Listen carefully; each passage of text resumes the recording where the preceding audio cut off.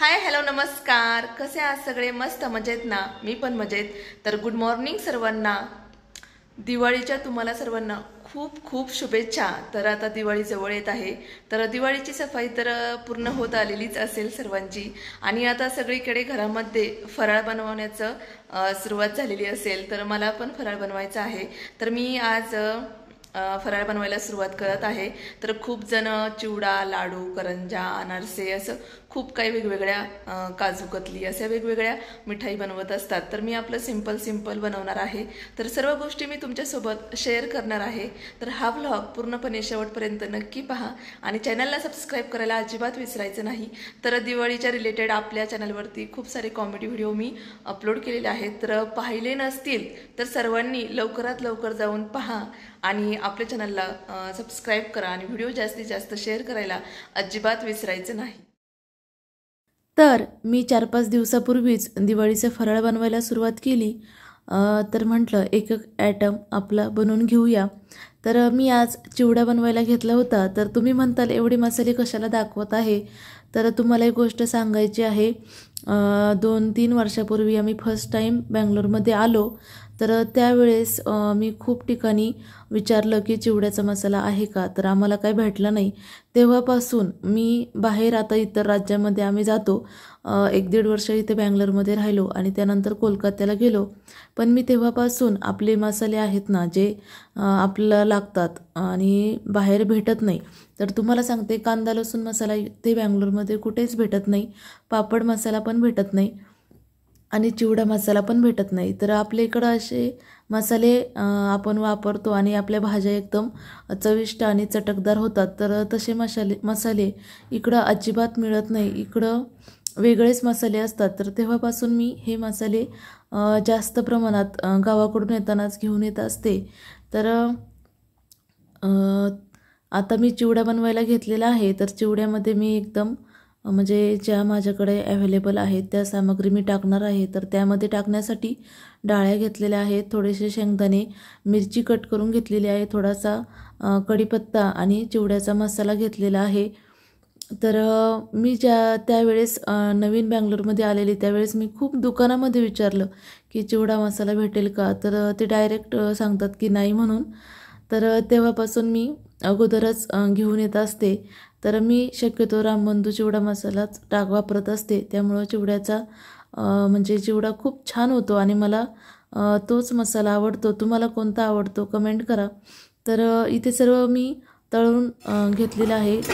खोबरं, शेंगदाणे आणि मसाला. कधी पण मसाला हा शेवटी तळायचा, म्हणजे सगळे शेंगदाणे, खोबरं वगैरे आधी तळून घ्यायचं आणि मसाला शेवटी तेलामध्ये तळून लाह्यामध्ये टाकायचा आणि असं व्यवस्थित सगळं मिक्स करून घ्यायचं. आणि आत्ता मी शेव घरी बनवलेली नाही आहे, रेडीमेडच शेव आणलेली होती. तर ही गार्लिक मिक्सचरचीच मी शेव टाकत असते आणि चवीला खूप छान लागते. ही डीमार्टला भेटत असते. तर हीच शेव मी इकडं बँगलोरला आल्यापासून वापरते. तर गावाकडं कसं आमची आई लहानपणी आम्ही पाहायचो घरी शेव बनवायची, खूप जास्त प्रमाणात शेव बनवायची. मग आम्ही नंतर इतकी शेव खायचो. पण आता कसं आहे, मी इकडे बाहेर असल्यामुळं मला काही एवढं बनवायला जमणार नाही. त्यामुळं मी रेडीमेडच टाकलेले आहे. तर अशा प्रकारे हा आपला चिवडा इथे रेडी झालेला आहे. कसा वाटला? आवडला का? कमेंट नक्की करा. तुम्हाला सांगते, मला लहानपणापासून दिवाळीच्या फराळामध्ये जास्त करून चिवडा आणि चकलीच आवडते. तर बाकीचे पदार्थ मी मागून खायचे, पण चिवडा अगोदर खायचे. तर आता आपला चिवडा रेडी झालेला आहे आणि मग त्यानंतर मी बनवायला घेतलेल्या आहेत शंकरपाळ्या. तर मी आज गोड आणि तिखट अशा 2 प्रकारच्या शंकरपाळ्या बनवणार आहे. तर मला डीमार्टला पिठी साखर काही भेटली नाही. तर मग मी आपली साखरच घेतली आणि मिक्सरमध्ये बारीक करून घेतली.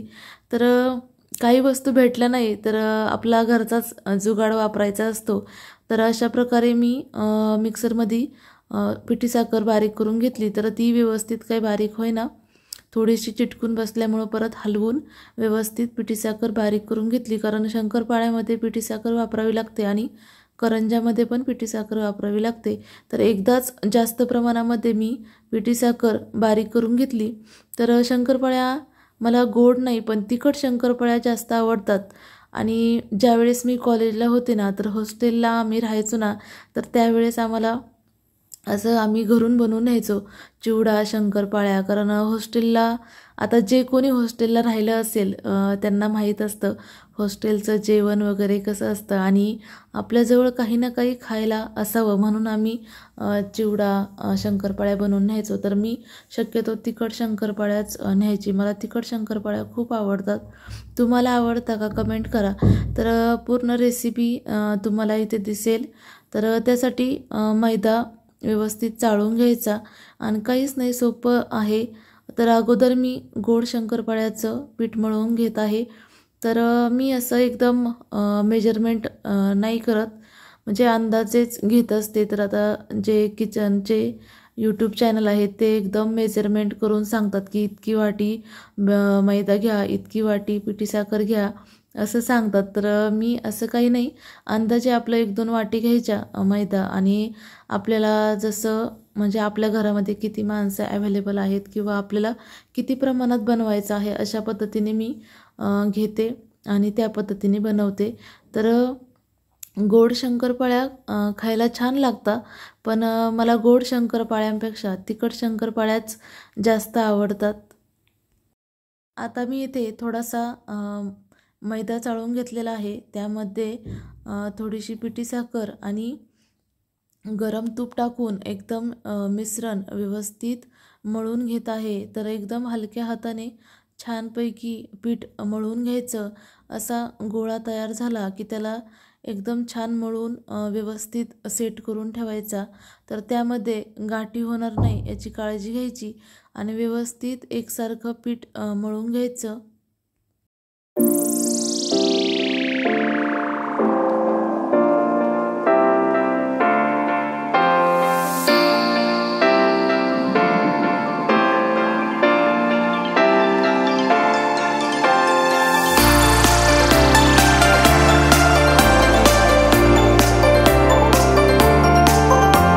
तिखट शंकरपाळ्या बनवायचं पण सोपं आहे.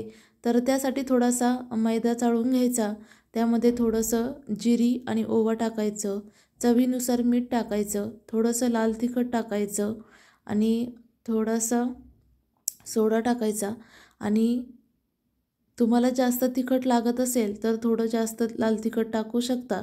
तर अशा पद्धतीने सर्व मिक्स करून घ्यायचं आणि पीठ एकदम थंड पाण्याने मळलं तरी काही प्रॉब्लेम नाही. थंड पाण्याने पीठ असं मळून घ्यायचं. त्यामध्ये पाणी एकाच वेळेस टाकायचं नाही. थोडं थोडं करून पाणी ॲड करायचं. एकदाच पाणी टाकलं का काय होतं, पीठ एकदम पातळ होऊन जातं आणि मग परत व्यवस्थित पीठ बनवणं पॉसिबल होत नाही. तर त्यासाठी थोडं थोडं पाणी त्यामध्ये टाकून व्यवस्थित पीठ मळून घ्यायचं आणि थोडंसं जास्त लूज वाटत असेल तर थोडंसं कोरडं पीठ टाकून त्याला सेट करून घ्यायचं आणि व्यवस्थित असं हळूवार हाताने मळवून त्याला व्यवस्थित सेट करून घ्यायचं. तर ह्या शंकरपाळ्या खायला इतक्या छान लागतात आणि एकदम म्हणजे शुगरवाल्या माणसांसाठी तर या शंकरपाळ्या खूप छान आहेत. तर तुम्ही पण नक्की ट्राय करा आणि जास्त तिखट नाही बनवायच्या, कारण मग खाताना थोडासा ठसका लागतो. पण या शंकरपाळ्या बनवताना थोड्याशा म्हणजे एकदम छोट्या छोट्या नाही करायच्या, लांब लांब कट करायच्या. आणि अशा प्रकारे पीठ आता मी मळून इथे काही वेळ ठेवून दिलं. तर जवळजवळ अर्धा तास पीठ ठेवून द्यायचं आणि मग नंतर त्याचे छोटे छोटे उंडे करून घ्यायचे आणि इथं लाटायचे. तर आता मी गोड शंकरपाळ्यांचं लाटी लाटून घेतलेली आहे. तर अशा पद्धतीने आपण जसं चपातीला उंडा करतो ना, तशा पद्धतीनेच करून घ्यायचा. आणि शंकरपाळ्यांचं कसं आहे, गोड शंकरपाळ्या थोड्याशा अशा घड्या पडल्या पाहिजेत. जास्त एकदम चपातीसारखं पातळ नाही लाटायचं, थोडंसं जाडसर ठेवायचं, जेणेकरून शंकरपाळ्याला चांगल्या घड्या पडतात आणि शंकरपाळ्या चांगल्या टम फुगतात. तर अशा पद्धतीने मी आता इथे लाटून घेत आहे. आणि जर तुमच्याकडे फिरकी असेल, चमचा असतो फिरकीचा, त्याने कट करू शकता. आता माझ्याकडे फिरकीचा चमचा नाही आहे, तर मग मी असं कट करून घेत आहे. तर व्यवस्थित कट करून घ्यायचं आणि छोटे छोटे काप बनवायचे, जेणेकरून शंकरपाळ्या एकदम मस्त छान आणि एकदम भारी लागतात. तर अशा शंकरपाळ्या मी येथे व्यवस्थित कट करून घेतलेल्या आहेत.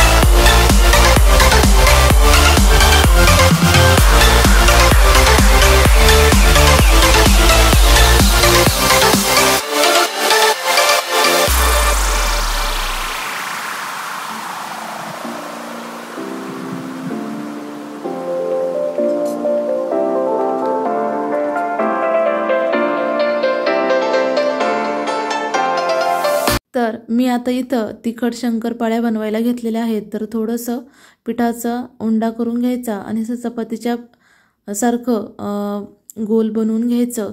आणि याला कसं आहे, आपण जसं गोड शंकरपाळ्या बनवतो ना तशा पद्धतीने जास्त जाड नाही ठेवायचं, उलट जास्त पातळ करायचं, जेणेकरून त्या कडक होतात. आणि म्हणजे गोड शंकरपाळ्या कशा अशा खुसखुशीत झाल्या पाहिजेत, तर ह्या थोड्या अशा कडक पाहिजेत. तर कडक असतील तेवढ्या छान लागतात. आणि तुम्हाला सांगते, ह्या तिखट शंकरपाळ्या आपलं टोमॅटो केचप आहे ना त्यासोबत इतक्या छान लागतात ना, खूप छान लागतात. तर तुम्ही पण नक्की ट्राय करा. आणि रेसिपी आवडली तर मला नक्की कमेंट करा.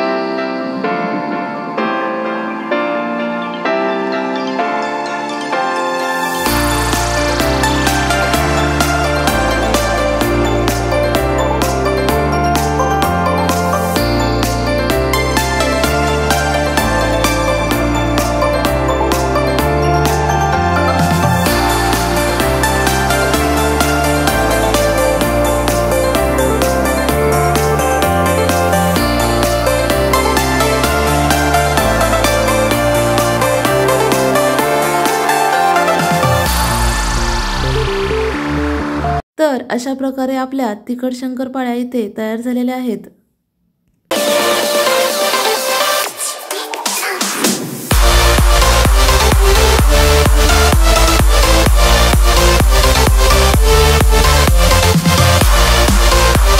तर मला आता करंज्या बनवायच्या आहेत. तर करंज्यासाठी मी इथे भाकूर बनवून घेत आहे.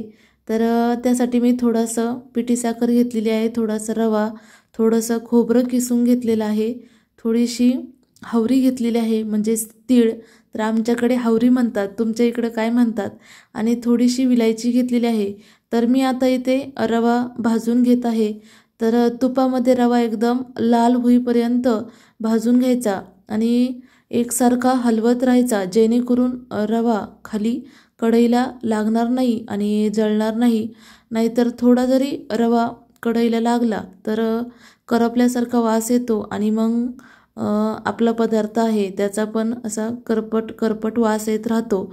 त्यामुळं व्यवस्थित रवा भाजून घ्यायचा. थोडीशी हावरी भाजून घेतली, तर मिक्सरमध्ये बारीक करून घेतली आणि खोबरं पण थोडंसं भाजून घेतलं.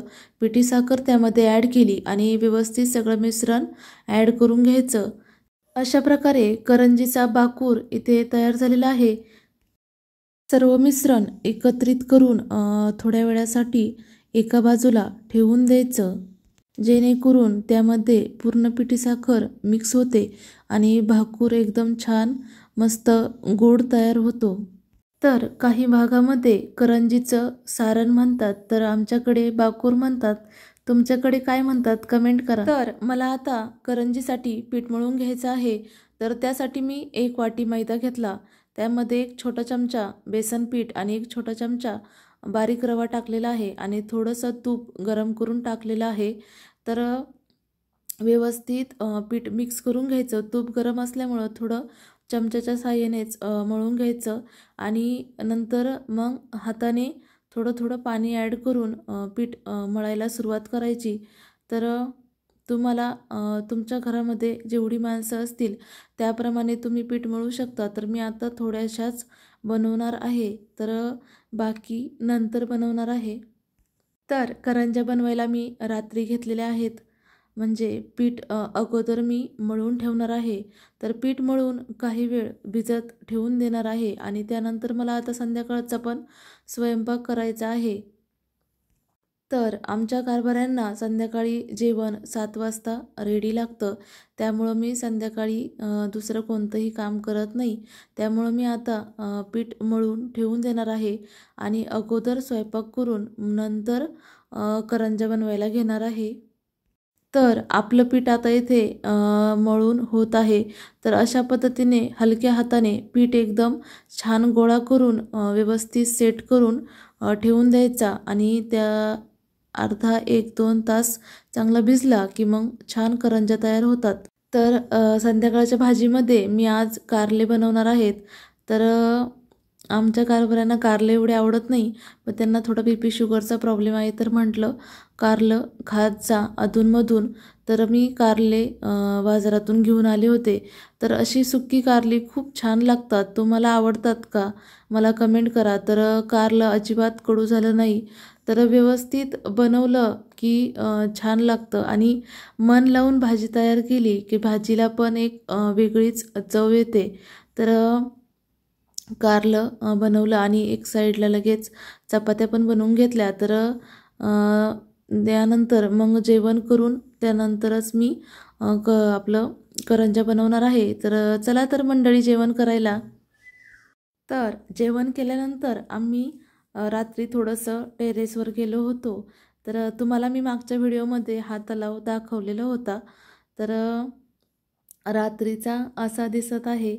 तर मग त्यानंतर हाय फ्रेंड्स, तर आज मी थोडीशी वेगळी करंजी केलेली आहे. थोडासा वेगळा शेप दिलेला आहे. तर तुम्ही व्हिडिओमध्ये पाहू शकता.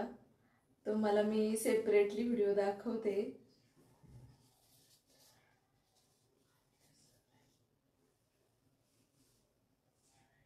दिसते का? तर हा थोडा वेगळा शेप मी ट्राय केलेला आहे. तुम्हाला आवडला तर नक्की कमेंट करा. तर झाले काय, माझ्याकडे करंजी बनवण्याचा साचा नाहीये, तर मी अशा पद्धतीने ह्यावेळी जरा वेगळ्या ट्राय केलेल्या आहेत.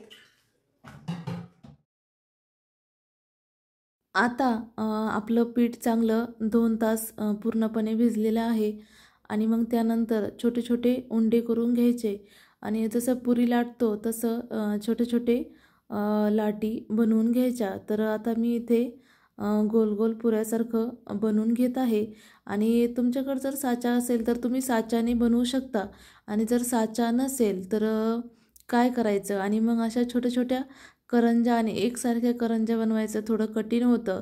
तर हा छान म्हणजे एकदम मस्त उपाय आहे. तर तुम्ही नक्की ट्राय करा. तर व्हिडिओमध्ये पुढे कंटिन्यू पाहत चला. तर असा ग्लास आपल्या घरात सगळ्यांच्या असतोच. तर मग मी असं ग्लासाच्या साहाय्याने त्याला वेगवेगळा ठिकाणी कट करून व्यवस्थित शेप दिलेला आहे.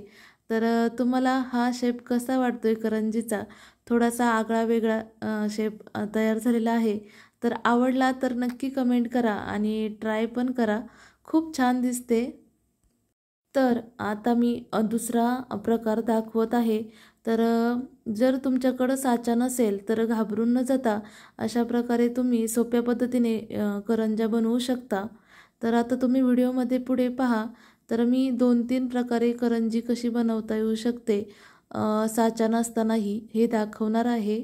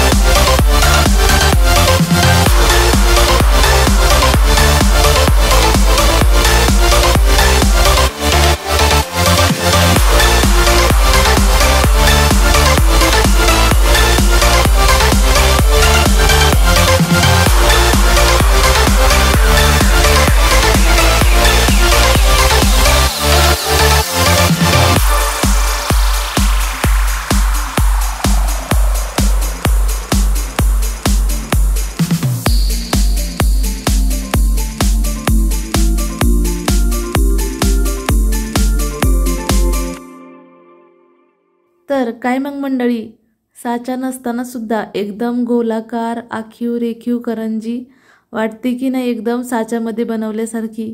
तर तुम्हाला ट्रिक आवडली का? तर त्यासाठी धारदार तांब्या किंवा म्हणजे तांब्याचं जे तोंड असतं ना ती काठ धारदार असावी लागते। तर अशा प्रकारे आपण 2-3 टाईपमध्ये करंज्या बनवू शकतो। तर मी इथे गोल बनवलेली आहे आणि हे करंज्या संपलेले आहेत आणि थोडंसं पीठ तरी पण उरलेलं आहे।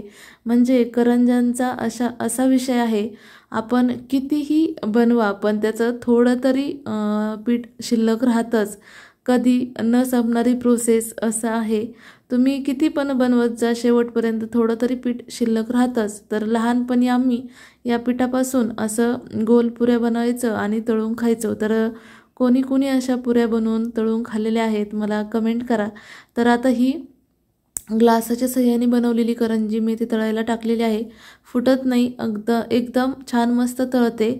आणि ज्यावेळेस आपण कट करतो त्यावेळेस थोडं करंज्यांचे तोंड पण थोडे दाबायचे, जेणेकरून करंजी म्हणजे त्याचं तोंड उघडणार नाही अशा पद्धतीने। तर आता मस्त तळायला टाकून दिलेले आहेत आणि तळल्यानंतर पण तुम्ही व्हिडिओमध्ये पुढे पहा, खूप छान दिसतात।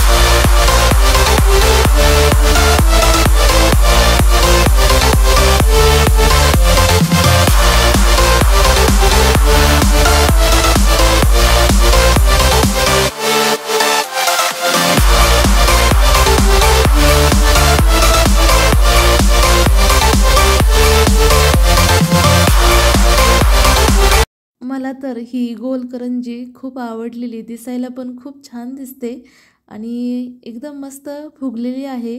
तुम्ही व्हिडिओमध्ये पाहू शकता, खूप छान तयार झालेली आहे।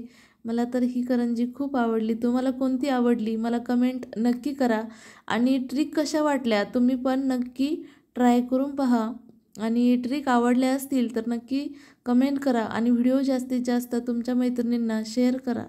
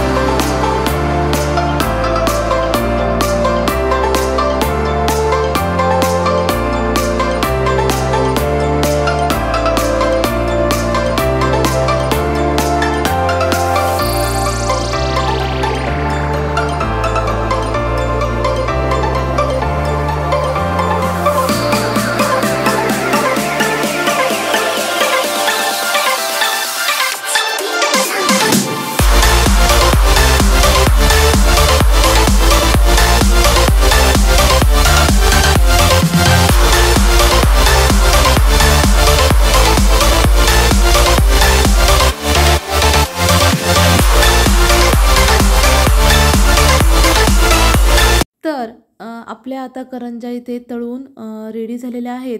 तर ही ग्लासाच्या साह्याने बनवलेली आणि ही तांब्याच्या साह्याने बनवलेली तर खूप छान मस्त टम फुगलेले आहेत आणि एकदम खुसखुशीत करंजी इथे तयार झालेली आहेत। तर तुम्हाला यातील कोणता प्रकार आवडला मला कमेंट करा आणि ट्रिक आवडल्या असतील तर शेअर नक्की करा।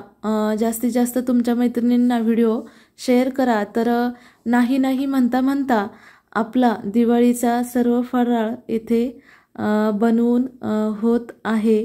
तर अशा प्रकारे मी करंजा, चिवडा आणि शंकरपाळ्या इथे बनवून झालेल्या आहेत. तर व्हिडिओ कसा वाटला शेवटपर्यंत पाहिला त्याबद्दल सर्वांचं खूप खूप धन्यवाद. आणि जाता जाता चॅनलला सबस्क्राईब नक्की करा. धन्यवाद.